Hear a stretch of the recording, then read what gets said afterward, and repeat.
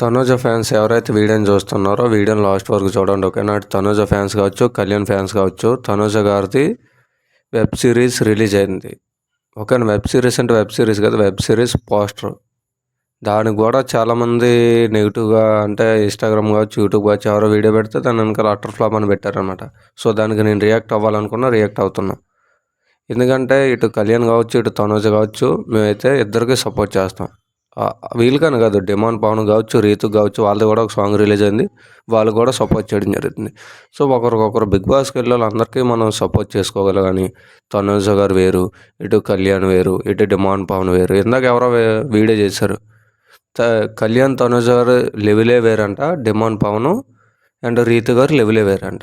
అంటే ఈ డిమాండ్ పవన్, ఈ రీతు అట్ట కళ్యాణ్కి తనూజకి సరిపోరట.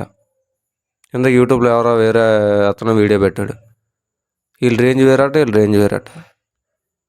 అరే అందరూ ఒకటే కానీ రేంజ్ లేట. అబ్బా నాకు అర్థం కావట్లేదు. అంతే వీళ్ళకి 4 కాళ్ళు 4 చేతులు ఉన్నాయా, అలా అంటే 4 బుర్రలు ఉన్నాయా? ఎవరి రేంజ్ ఏదని కాదు. ఓకేనా? మనం చేసే ప్రవర్తన, మనం చేసే మంచి పనులు కాబట్టి ఫ్యాన్స్ చెప్పుకుంటారు. So all equal. అటు మనం డిమాండ్ పవన్ని తక్కువ చూడవసరం లేదు, ఇటు రీతిని తక్కువ చూడవసరం లేదు. వాళ్ళు కూడా కంటెస్టెంట్సే, వాళ్ళకున్న ఫ్యాన్స్ వాళ్ళకున్నారు.